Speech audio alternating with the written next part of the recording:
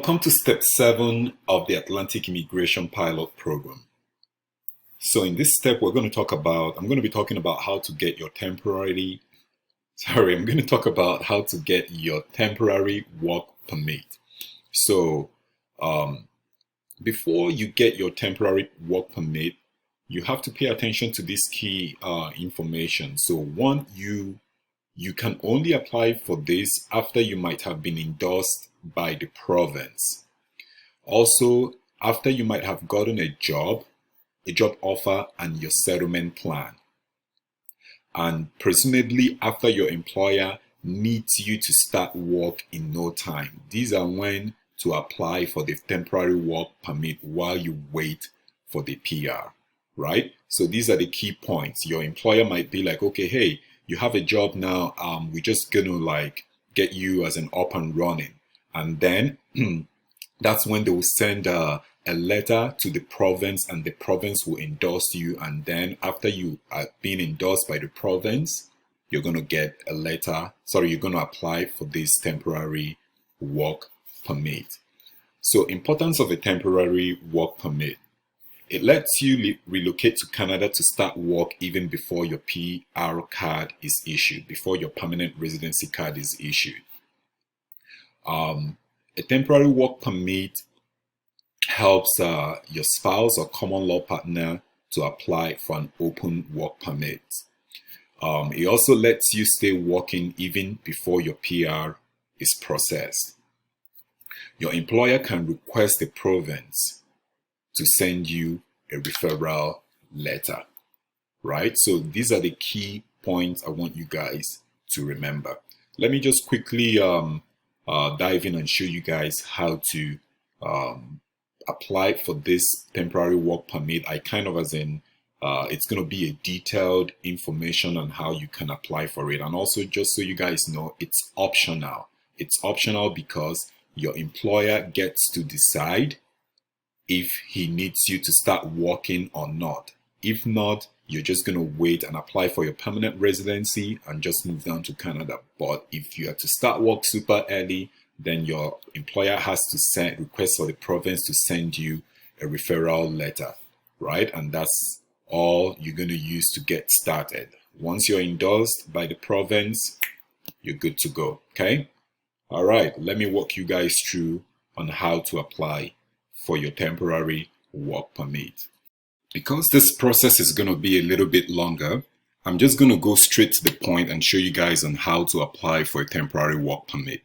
Every other information down here, I believe that everyone is able to read to get more information, but I'm just going to highlight some of the important keys you need to pay attention to once you begin this process. So first of all, the temporary work permit is optional. Like I stated in the PowerPoint presentation, why it's optional, it's because if your employer wants you to start right away, then that is when you can only apply for a temporary work permit. And the application process for a temporary work permit is paper-based. And it's also highlighting some of the key informations here. It's only for the Atlantic Immigration Pilot Program, and it's valid for 1 year. And it lets you work for the employer who offered you the job. Also, you must send your permanent resident application within 90 days of submitting your temporary work permit application. What I'm going to do is, this is kind of like a tricky place. So what I will do is I will go straight to how to apply, but every other information, all you can do is when you get this blueprint, you can come over here and read around and get more information. Just read and see what you can do or what you cannot do. But I'm just going to walk you guys through on how to apply for the temporary work permit because it's a tricky one. So right here it says your spouse or common law partner can also apply for an open work permit if your job is listed as skill type O or skill level 1B or C in the National Occupation Classification. So what I will show you guys is, so let's say we go over here. Let's say you're someone who is a doctor, or you're an electrician, or you're a nurse, and you know You want to know if your significant other can also apply for the open work permit. All you have to do right here, as you can see, it's already showing you the skill types here. You're coming in here, let's use for an example a nurse. And it's telling you that licensed practical nurses, their skill type is B. Nursing coordinators and supervisors, A. If you put doctors or a doctor, it tells you the information you need. Dentist, skill level or type is 1. So I'll also put this link, but this is like an area you can come in and it helps you figure out the skill type that you fall under based on what you're applying for. You can find anything you want on here. All you need to do is put where what your job offer says. If you applied as a nurse, or if you applied, you use this to find if your wife can get an open work permit if you're coming with a family. So without wasting time, let's jump right into applying for a temporary work permit. So on here, this is also an area I want you to pay attention. I already said all of these things in the PowerPoint presentation. So you have to have all of this to be eligible to apply for the temporary work permit, right? So what we can do right now is get your checklist. So depending on where you're applying from, let's say you're applying from the example I've been trying to figure out, let's say Ghana. Let's use something, let's use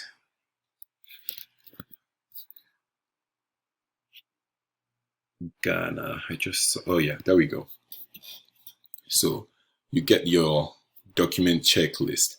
So this application package is for applicants in Ghana. So this is all you need for this application process. At the end of this presentation, I'm going to show you guys some of the printouts that I made, some of the downloads rather that I brought out, so you see how each one looks like. I think I have 3. I printed 1, 2, and 1 other here, so I will show you guys. But before this one, what this means is you are going to use this information to apply. This is all you're going to print out and fill it. Because it's paper based, you print it out and then you fill it all out, and then you pay your fee online and use the receipt for your payment and add in your application package before you now send it out, right? So I've shown you guys how to get the NOC. So let me show you how to now apply to us and get for your fees. So down here it says find out how to pay your fees. You click on that button. Once you go on there, it says where are you paying from? So let's say our first example was Ghana. So from Ghana, what type of application are you submitting? We are submitting for a temporary residence. And what are you paying for? We are paying for a work permit. Get payment instructions. So it's telling you that for work permit per person that you're going to pay 155 Canadian dollars, which is like this is the price in USD and this is the price in Canadian dollars. But if you're coming with your family, this is what you pay, right? Again, like I said, you come back here and review this information, and then it says citizens of certain countries and territories have to give their biometrics. So biometrics is like a fingerprint and photograph when they apply for visitor, visa, study permit, or work permit. Find out if you need to give your biometrics. So over here, I already checked. So find out if you need to give your biometrics. So I did. The first question is, did you give it the first time? If you have, you said, yes, I gave. If you haven't, you said, I didn't give biometrics in the past. And then select the country code that matches the one on your passport. You put Ghana. And then what will you apply for? You say study or work permit. Once you do that, the answer is you need to give biometrics. Why do you do this? The reason you do this is because during your application, you also need to include the biometrics if required. biometrics if required fee. So it's going to be a good idea to pay the biometrics fee at the same time, so that once they send you once they receive your application and ask for the biometrics, you've already made the payment. All you have to do is you get your biometrics and you send it out to them, right? So after this information, we just hit straight to, like I said, this is a long list, and it's, if I keep going through everything one after the other, it's going to take a long time. But if I can show you guys how to actually make the payment online, so that when you come back, you can take the time and review and see what fits your country, as in, or what doesn't, right? So over here it says how to pay your fees. Before you pay, blah blah blah, read information. So if you're paying and applying online, you have to create an account. But because it's a paper based, we're not doing that. So it says pay online and apply on paper. So with this information, you have to create an account to be able to pay online, because it says pay online and apply on paper. You can only use this option if you submit a paper application. And if you can remember, at the beginning it said that this is a paper. I can't really remember where I saw that information. It did say that it is a paper application. If you guys can remember, at the beginning of this video, we were told that this is going to be a paper application. Let me try and exactly. So it says this application, the application process for a temporary work permit is paper based, right? So that's why we're going to do a paper application. So once we get to this point, pay my fees online, and we check all the eligibilities. I've done all this prior before making this video to make sure that I'm giving you guys the right information. So I've checked everything and I know it fits everything we are looking for. So all you need to now do is you come to option 2, choose your fees from the list. So you click, and we're making a temporary residency fee, and you continue. And there we go. Then under workers, that's where we're not paying as a visitor, we're paying as a worker because it's a work permit. So like I said, we saw this information earlier on when we were looking at the applications for the Ghanaian, right? So, and it's 155. So if you're coming with your family, this is where you put like 2 or 3 people and they're going to calculate it for you. But if it's just one, we just hit 1 and we come down here and submit. And I am not a robot, right? So you click, and then all you have to do now is confirm payment, and it tells you the total that you're going to pay, right? And it tells you to go to proceed to a secure checkout. So I have read and understood this disclaimer, proceed. And once you get to this point, we all know if you're paying through Visa, MasterCard, this is where you put your whole information and you pay. And remember, you're going to include the receipt of this payment in your application. You include the receipt in your application before you send it to them, right? So that's how we're going to make this application. So let me show you one other information before I finish this video. So once you make this payment, the reason I was able to go directly to this point was because I already have an account. I live in Canada, right? So when I did all these processes with my work permit and permanent residency, I already have an account. So that's why all I did was log in initially. So because it's my computer, I have all this information logged on. So it was just walking me through. When you follow the same process that I showed you guys, it will get to a point where it's going to request for you register or you create an online account. That's where you're just going to create an online account. You register just like the way you sign up for everything. You sign up for like Facebook account or Gmail account. It's going to walk you through on sign up. You put your name and everything. Once you put that information, you put your memory, as in code, things that will help you remember in case you forget your password. So the same process. And once you once you're able to create your account, it's going to still get you to this point that I showed you guys. I hope that helps. So what are kind of the documents, those paper-based documents? This is just an example of one of them, right? So this is just one of those examples. Let me see if I can find a list of those documents again. So apply for a temporary work permit, and the country we chose then was Ghana, I believe. Yeah, it was Ghana. So get documents. So these are like the documents. This application package is for applicants in Ghana. So this one I have right here is Immigration Canada Work Permit. So these are just the documents that you have to print out and fill it out and submit.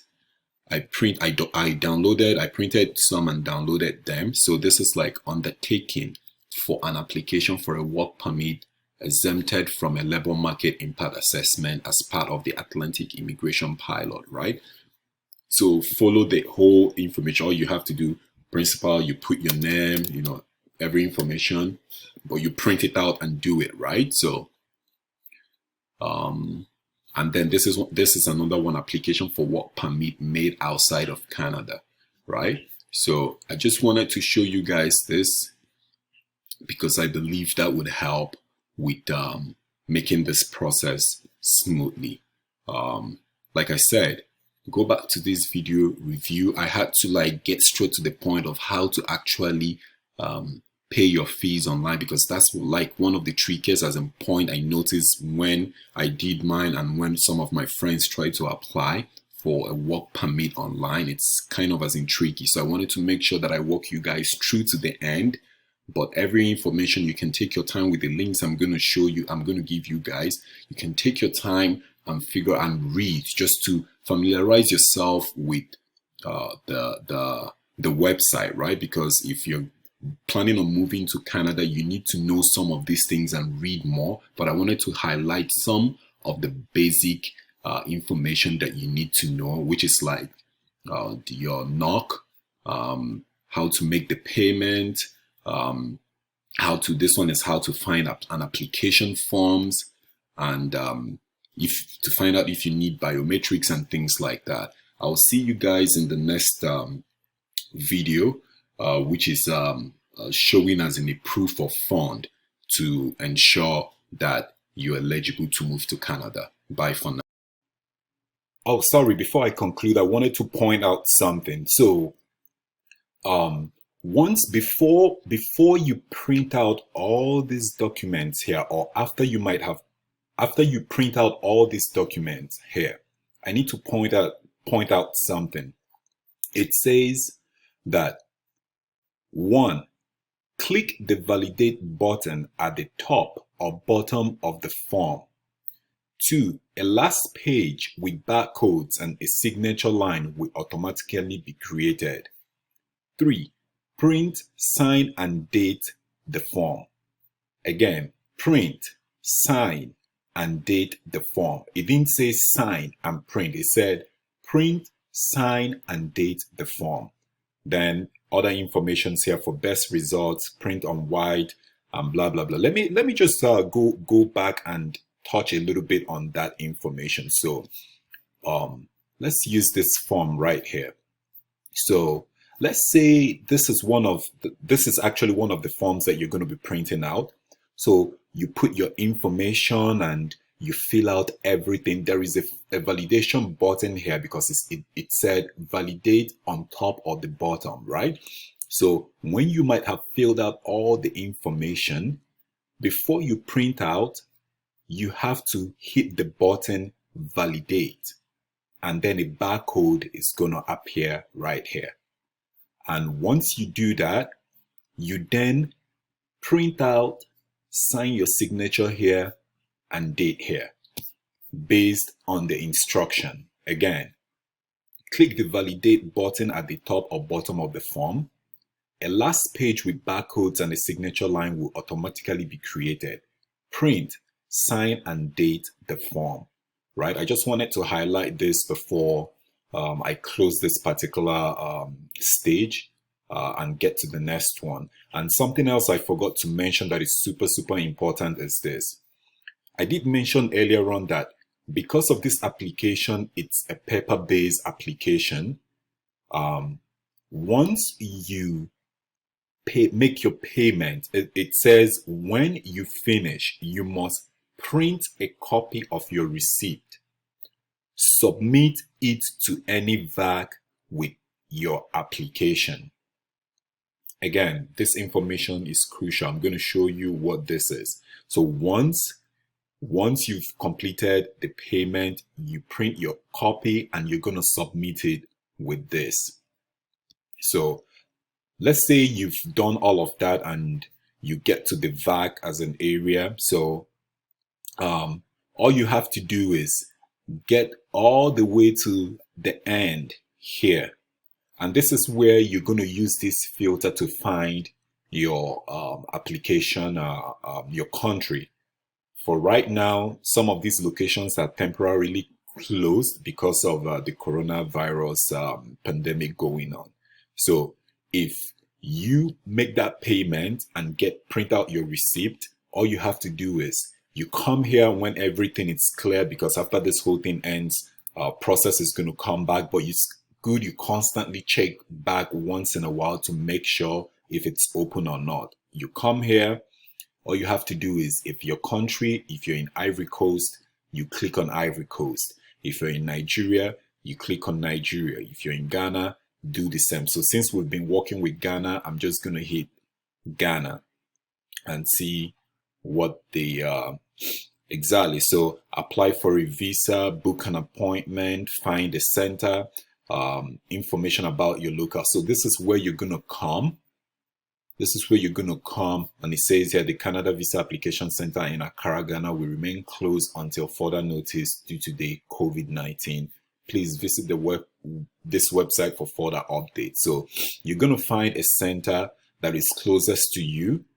Either you want to book an appointment, but since you already have your receipt and you're trying to go drop your application, I would rather, as in you find a center and then you go submit your information, right? So click the information there and then you choose a center. So they have Monday to Friday, choose a visa application center. Once you do that, you can then as in pick based on your location, right? So I just wanted to, this is how you can submit your visa application, your work as an application, temporary work application package once it's all filled out. I just wanted to mention this because I forgot to say it at the beginning of the presentation. I hope this helps, right? So again, you come over here, from here, you click on this, it takes you to this place and you choose where your country is, and you're gonna there is option, you can just type your country here and it automatically brings it. Then you go there and you choose a location and you go and submit your application. Okay, I wanted to talk about something else. I believe that is it. And on here too, there is a checklist, a document checklist that you can use. This is like a checklist. It says use your checklist to make sure you include all the forms and documents you need.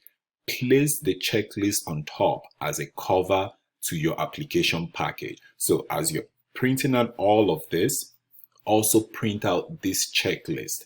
This will be on the front of your application package before you submit it to your VAC, right? So I hope this information helps. Okay, and VAC means Visa Application Centers. Visa Application Centers, and every country has one because it says they speak your local language. Okay, they speak your local language. You can go to a VAC that isn't in your country or residence, either call, email, or visit them. So if there is none in your country, you can go to any neighboring country. So if your country is closer to another country, you can visit them.